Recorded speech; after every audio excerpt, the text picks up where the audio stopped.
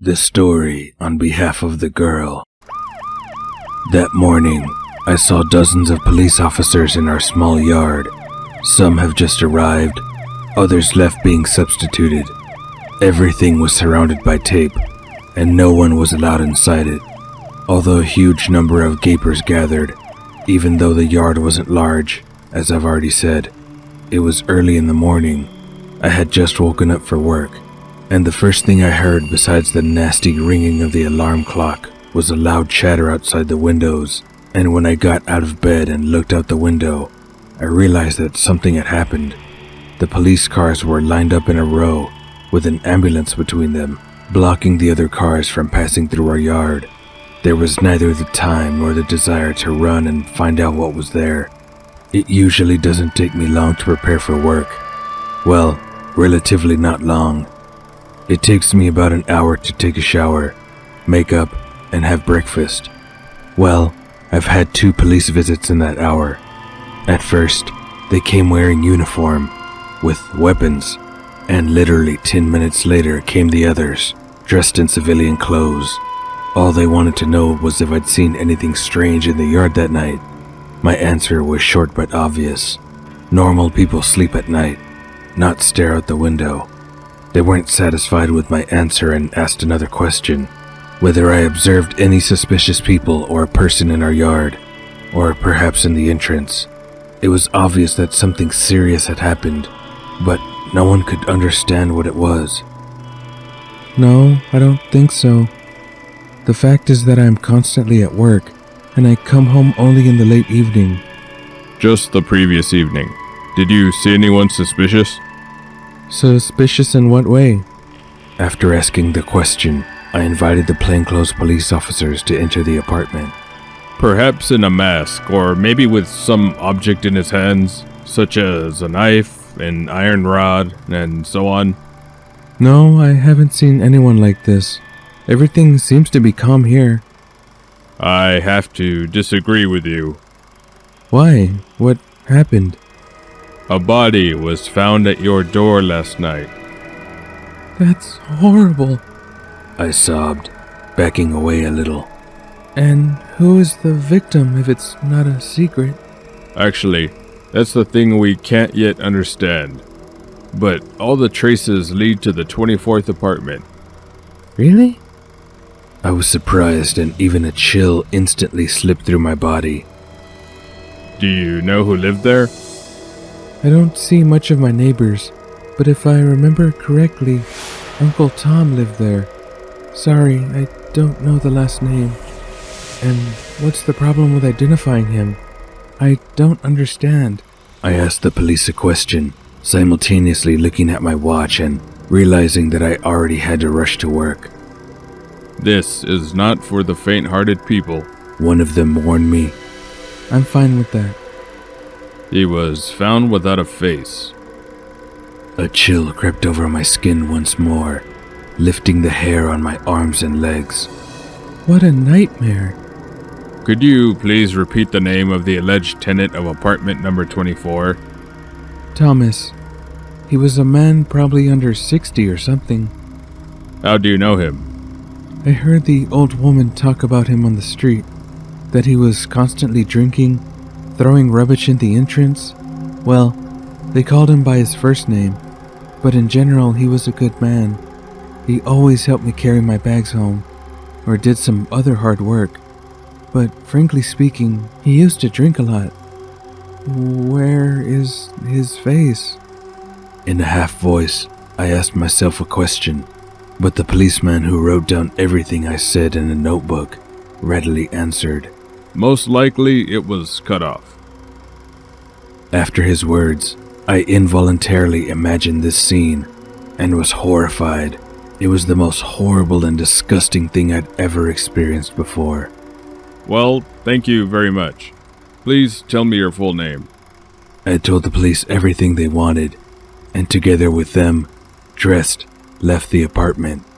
Miss Sophia, be careful. This is not the first case in your area. It is advisable not to go alone in the evening.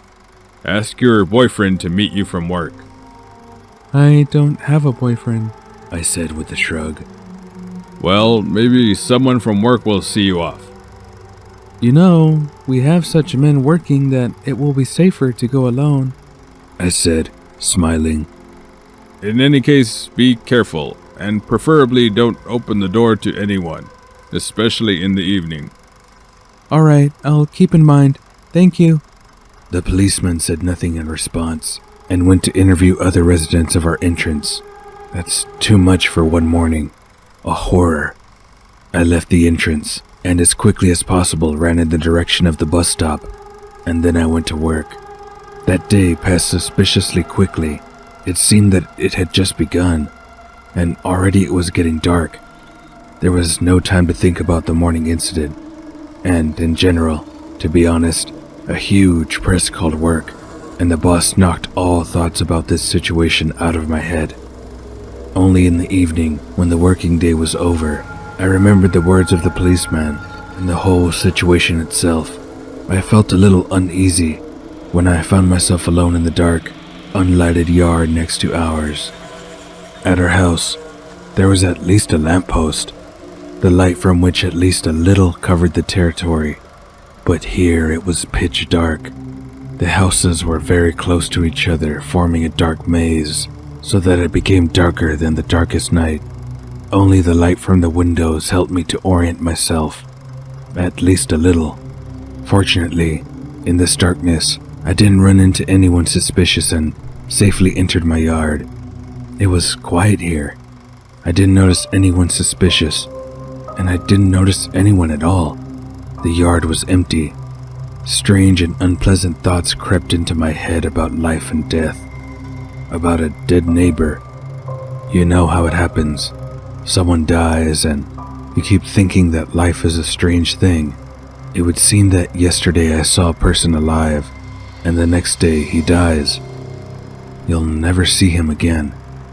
Even though I wasn't particularly familiar with him, but still the death of any person is very bad, especially such a terrible one. I went into the apartment. The first thing I really wanted to do was take a shower, so I did. After putting the kettle on the stove, in the shower, one unpleasant thing broke my plans. As soon as I came in, I could smell the sickening stink of sewage. And in the shower stall itself, I found a small puddle with some black lumps, hair and other abominations. Grimacing and plugging my nose, I began to clean the pipe with a plunger. The pipes here are as old as mammoth feces, and sometimes this happens, although it didn't happen for a very long time.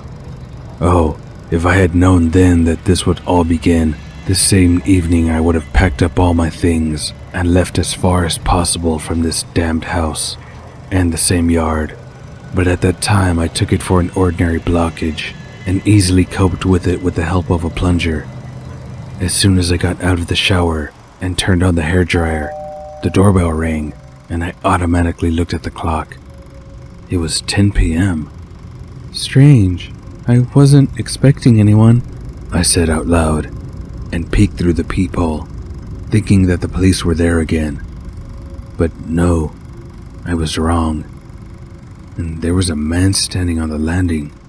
Only when I saw him through the peephole did I recognize another neighbor. This one lived on the floor above, just above me. Even through the closed door, I could hear him saying something about pipes. I opened the door. There was a man, 50 or 60 years old. In our entrance there were very few young people left. Only their parents lived there. Good evening. Excuse me for such a late visit. The neighbor was talking very polite. There's a huge problem with those pipes. I can't shower normally. It's okay, I said, I have the same thing. and I noticed a cable in his hand, the same one with which they get rid of blockages. From my apartment, the cable doesn't reach. The blockage is apparently further. May I try to break it from your apartment? Maybe it will work? Yes, come on in, of course. The man went into the apartment, and after wiping his feet, went to the bathroom. Do you need my help? I asked casually. No, thank you. I'll do it quickly. I hope I won't disturb you. Good. He went into the bathroom and closed the door behind him. I heard the whistle of the kettle and ran to the kitchen. Well, I think I should treat the neighbor with a cup of tea. After that, I started preparing for bed and for the next working day, but then I decided to check what he was doing there. I went into the bathroom and saw him trying to turn the cable in the drain. Can I help you with something? No, you can't. The neighbor answered abruptly, as if being scared. Excuse me, is something wrong? It seemed as if he had changed. He turned to me and got to his feet. I couldn't help but think of the cops, and the way he looked at me made me feel scared. His eyes darting in all directions, and he was shaking as if he'd just come out of the freezer. I started to back away, but the man spoke. Daughter, listen to me carefully. He was extremely scared. Coming out of the bathroom, he began to cross himself, and he did without stopping. I don't know how he could do that so fast. What is happening? Can you explain to me or not? We have an evil spirit in our house. In half a voice, he almost whispered. What makes you think that? Thinking that the man probably drank too much, I asked. But no, he was sober, and not even the slightest smell came from him, which was extremely surprising to me. He tried to calm down and tried to take my hand. We went into the kitchen and started talking. He was telling things that made my wet hair stand on end. Sophia, you saw Tom found today at the entrance with his face cut off, didn't you? I haven't seen him, but I heard about it. The police came to me, warned that something strange is happening in the vicinity. They are absolutely right. It's been happening for a long time. Gasping for air, the man repeated. Here, drink some tea and calm down. It's impossible to calm down in this situation. Tell me everything from the very beginning. I leaned on him. He even seemed to calm down a little and continued. Something is living now in our house. Where did it come from? What is it? I don't know. Until today, I always found notes in my apartment, in my pocket, in the closet, on the kitchen table, on an ordinary notebook sheet. What kind of notes? There, someone wrote about taking my face. After this sentence, I felt as if I had swallowed a stone. The heaviness in my stomach made me feel dizzy, but I still stood and remained sane, although there was a tremor in my hands and a slight chatter in my teeth. I don't know who wrote them. I have no idea how they got to me. I live alone. I haven't had anyone else at home for a month or more. My children live in another country. At first there was only one note, then 2, 3, and so on incrementally, until there were quite a lot of them. Here, look, I'll show you. He took out a lot of crumpled pieces of paper from his pocket and dumped them on the table, unfolding each of them in turn.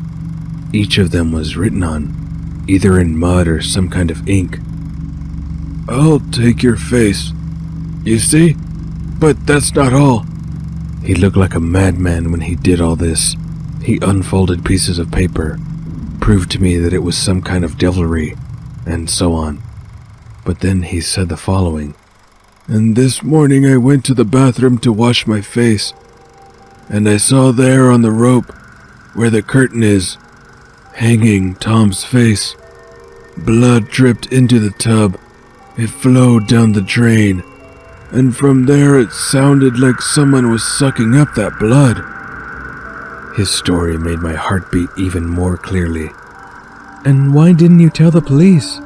They would never believe me. They would have taken me to prison right away. and I was sitting and wondering if he could do it. Well, he actually looked like a mentally ill, deranged person right now. Realizing this, I began to politely escort him to the door while simultaneously dialing the police number. Fool! I came to warn you. Well, you can call. Call whoever you want. I have already outlived my time. Because he is in the pipes in there. I wanted to help you. He tried to get into my head, but his words seemed nonsense to me.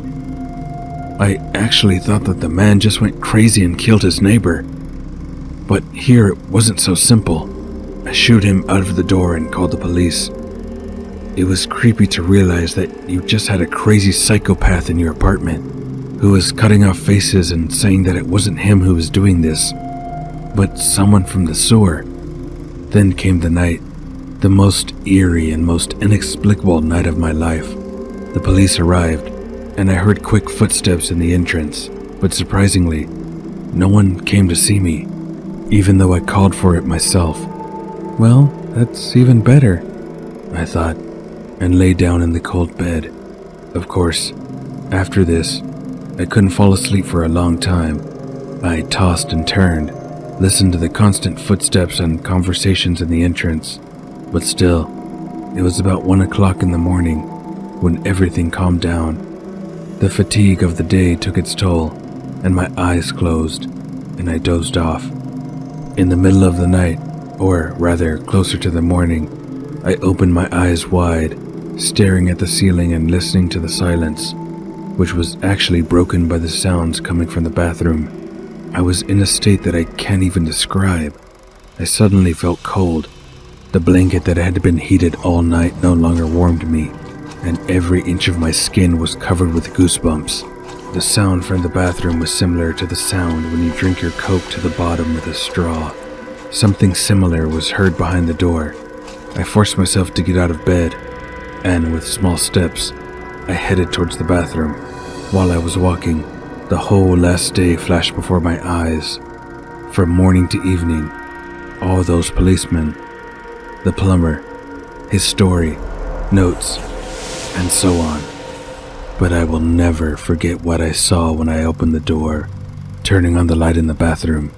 I saw the same scene as my neighbor described. The skin of his face peeled off, or cut off, like a rubber mask, only covered in bloody fragments, was hanging from the curtain line. The entire bathroom was drenched in red liquid, and in the gutter, when I shone my flashlight into it, I saw kind of a mouth in this small hole. Something was moving there, making the same sounds I mentioned earlier, only now I could hear them much more clearly. Screeching, I ran out of the bathroom, put on the first thing that came to hand, grabbed a bag with documents, money, and a phone, and immediately left the apartment. Without even closing the door, I ran as fast as I could, away from the yard and away from the house. I barely got through to a friend who agreed to take me in for a while, and I came to her place in a nightgown, a coat, and slippers. Naturally, I told her everything, from the very beginning till the end, but I didn't mention only one thing, namely that when I ran out of the entrance, I heard someone moving in the sewer, and when I was already at a decent distance from our entrance, I clearly saw how the sewer hatch opened, and someone got out. He was already far away from me, but despite this, I was struck by the fact that he had terrible human faces stretched over his head like masks. That's what I remember the most, the sound of a hatch opening, and something crawling out. But the worst part of all of it was that next day, I received an email from an unknown account. "I'll take your face." Then I began to receive the same text messages on my phone. I still went to the police, hoping for at least some protection, told them about the neighbor's face hanging in my bathroom, about text and letters. The same 2 police officers who interviewed me in the morning 2 days ago were working on the case. They believed me, seeing how scared I was, and referring to the words of an already deceased neighbor.